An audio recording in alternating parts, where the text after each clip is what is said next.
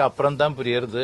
அப்பா வந்து 1947க்கு முன்னாடி ஐயப்பன் கோவிலுக்கு விரதம் எடுத்து போயிருக்கார் தெரியாமல். அந்த காலத்தில் ஒரு கிறிஸ்டியன் ஃபேமிலியில் இப்போ யேசுதாஸ் போனதுக்கு பெரிய பேச்சு வந்ததுன்னா அது சும்மா. அதை விட அவர் யாருக்கும் தெரியாமல் போயிருக்கு.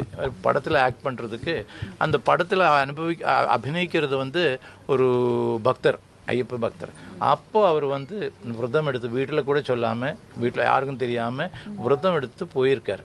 இந்த பந்தம் எப்படி இருக்குது பாருங்கள். அந்த காந்த வலயத்தில் நான் எங்களை படுத்தி இருக்குது யார் ஐயப்பன். அப்பா வந்து பாடியிருக்கு. ஃபஸ்ட்டு ரெக்கார்டு அவரோடது தான் இது ஐயப்பனை பற்றி உள்ளது. அது தட்சிணாமிர்த சாமி மியூசிக் பண்ணியிருக்கார். அதுக்கப்புறம் தான் தெரிகிறது, ஐயோ இந்த பந்தம் இருக்கே. அதனால் நான் ஏதோ ஒரு கச்சேரிக்கு போகும்போது, மதுரைமணி கச்சேரி மதுரைமணி சாரோட கச்சேரி திருப்பூணத்தில் படிச்சுட்டு இருக்கிறச்ச, அங்கே வெளியில் ஏன்னா கோவிலுக்குள்ளே ஏற முடியாதுன்னு இல்லை, ஏற்றாது. அதனால வெளியில் நின்று கேட்டுட்டு இருந்தேன். அப்போது வந்து ஃபஸ்ட்டு முதலாக நான் கேட்குறேன் ஒரு சத்தம், சாமி ஐயப்போ சுவாமி ஐயப்போ சுவாமி, இப்படி வந்துட்டே இருக்குது. அப்போ எப்படின்னா என் கூட கிளாஸ்மேட்டு கேட்டேன், என்னப்பா இது, நான் கேட்டதே இல்லை என் வாழ்க்கையில். அப்போது சொன்னார், இப்படி ஒரு ஐயப்பன் கோவில் இருக்குது, அது வந்து அவங்க வந்து இங்கே வந்து அதெல்லாம் முடிச்சுட்டு இங்கே வந்து இந்த மாலையெல்லாம் இங்கே போட்டு, இந்த கோவில் முன்னாடி ஒரு ஆழ்த்தரை இருக்குது, அதுக்கு முன்னாடி போட்டுட்டு போவாங்க அந்த அவங்க தான். அப்போ இந்த மனசில் எனக்கு வேதனை இருக்கே, உள்ளே அவரோட மதுரைமணி சாரோட கச்சேரி உள்ளே ஏறி கேட்க முடியலங்கிற ஒரு வேதனை இருக்கே. அந்த டயத்தில் நான் கேட்டேன், நமக்கு இங்கே ஐயப்பன் கோவிலாவது போக முடியுமா? அப்போ அவன் சொன்னால் எனக்கு தெரியாது.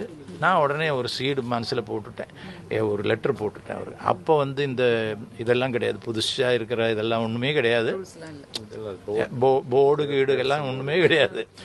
ஐயப்ப சங்கம் இருந்தது, அது சுக்கு தண்ணி கொடுக்கும், ஏதாவது ட்ரீட்மெண்ட் இருந்தால் அவங்க டாக்டர்ஸ் எல்லாம் வந்து அந்த மாதிரி சேவை, அந்த மாதிரி இருந்த காலம். அந்த காலத்தில் எழுதும்போது அவங்க என்ன சொன்னாங்க, யாருக்கு வேணாலும் இங்கே வரலாம், ஆனால் யாருக்கு வேணாலும் தப்பாக நினச்சிக்காதுங்க. அதுக்கு நான் சொல்கிறேன், பதில் சொல்கிறேன். அதாவது விரதம் எடுத்து 41 நாள் விரதம் எடுத்துட்டு நீங்கள் வந்து இருமுடியோடு வந்தால் படி ஏறலாம், இல்லைன்னா பின்பக்கமாக ஏறி தரிசனம் பண்ணலாம். அது அந்த மாதிரி இருந்தது. நான் யாருக்கு வேணாலும் போகலான்னு சொன்னால் தப்பாக எடுக்காதுங்க. ஐயப்பனை பற்றி நினச்சி பாருங்கள். ஐயப்பன் வந்து சர்வசக்தன். அது அப்படின்னு நினைக்கிறவங்களுக்கு, மற்றவங்கள பற்றி நான் எதுவும் சொல்ல. என்னை பொறுத்த வரைக்கும் சர்வ மதங்களுக்கும் ஒரு பெரிய இடத்தை கொடுக்க வேண்டிய ஆள். என்னென்னா எந்த வித்தியாசமே கிடையாது. அத்வைத மூர்த்தி. அத்வைத்தம்னா துவைதம், ரெண்டு இல்லாதது. எல்லாம் இப்போ நீங்கள் மாலை போட்டாச்சுன்னா நீங்கள் வந்து ஐயப்பன் தான் கூப்பிடணும், பேரெல்லாம் போச்சு, நீங்கள் இறந்து போகிற மாதிரி அந்த ஒரு ப்ராக்டிஸ் தான். ஆனால் ஐயப்பனையும் இது பக்தனையும் வச்சு பார்க்கும்போது பக்தர்களுக்கு இன்னும் நிறைய அனுபவங்கள் வரணும். அவர் அப்படி இல்லை, எல்லாம் விட்டுட்டு போனவர். அவர்கிட்ட எந்த பிராயத்தில் இருக்கிறவங்களுக்கும் போகலாம், ஆனால் மனசில் எந்த விதமான கெட்ட எண்ணங்களும் இல்லாமல் இருக்கணும்னா அந்த மாதிரி இருக்கிறவங்களுக்கு உள்ளே போகலாம், அங்கே போகலாம். ஏன்னா இப்போ இருக்கிற ஆடை இதெல்லாம் இருக்கு இல்லையா, அதெல்லாம் போட்டுட்டு கொஞ்சம் ஒரு நல்ல அழகான ஒரு பொண்ணுன்னு வச்சுக்க, எந்த வித்தியாசம் கிடையாது. ஐயப்பன் வந்து கண்ணை திறந்து பார்க்கவே மாட்டார், ஆனால் மற்ற ஐயப்பன்கள் பார்க்கும். அது மனசுக்கு கெடுதல், அந்த எண்ணம் மாறிடும். அதனால யாருக்கும் போக வேண்டாம்னு சொல்கிறது. வேறு எந்த கோவிலில் நிறைய இருக்கே, அங்கெல்லாம் போகலாமே. இப்போது பழைய காலத்தில் விரதம் எடுத்தாச்சுன்னா வீட்டுக்காரி இல்லைன்னா வீட்டம்மா அவர் ஃபேஸிலே முன்னுக்கு வராது, வீட்டுக்குள்ளே இருக்கும். இப்போ எப்படின்னா மாறிப்போச்சே, நமக்கு இப்போ காலம் மாறினதுக்கு அது மாறிப்போச்சு. அதனால வந்து என்னோட தாழ்மையோடு நான் கேட்டுக்கிறேன், நீங்கள் வந்து டெம்ப்டேஷன் கொடுக்காதுங்க ஐயப்பன்களுக்கு.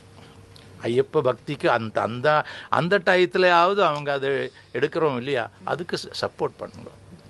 அதுதான் என்னுடைய இது. அது இல்லாமல் சாமியை வந்து எவ்வளவோ நமக்கு சொல்லி கொடுத்துருக்கு. அது மறக்க முடியாது என்னை பொறுத்த வரைக்கும். அந்த ராகங்கள் எப்படி பாடணும், அவர் பண்ணின சினிமா பாடல்கள் தான் சொல்கிறேன் நான். அதில் எப்படி அது ப்ரெசென்ட் பண்ணுங்கிறது, எப்படி அது நொட்டேஷன் இல்லாமல் எழுதவே முடியாது. நம்ம இதுக்குள்ளே எடுத்துக்கணும். அந்த காலத்தில் ஒரு பாட்டுன்னா கட் பண்ணி எடுக்க முடியாது, எல்லாம் ஒரே இது பாடணும். அந்த மாதிரி ஒரு மகான் மகானோட அனுகிரகம் எங்களுக்கு கிடைச்சது மறக்க முடியாது. வேர்ல்டுலேயே 4 ஜென்ரேஷன் இந்த படத்தில் பாடியிருக்கீங்க. அம்மையா வரைக்கும் எங்களுக்கு அந்த பற்றி ஒரு வார்த்தை உங்கள் சந்தோஷம் எங்களோட சொல்லுங்கள். எனக்கு என்னென்னா இதெல்லாம் பகவானோட, நான் என்னை பொறுத்த வரைக்கும் அதுதான் பகவானோட அனுகிரகம் தான்.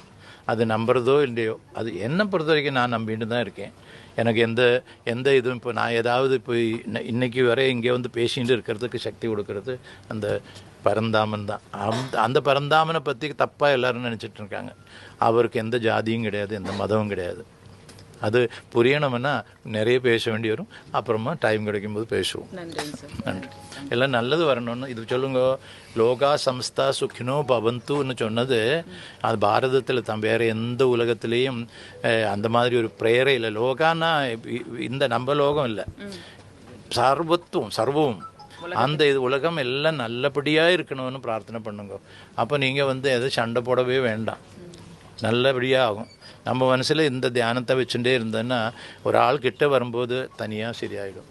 அது இல்லாமல் இப்போ என்ன பாருங்கள், எல்லாத்தையும் இப்போ பாருங்கள் ஒரு சின்ன ஒரு விஷயம்.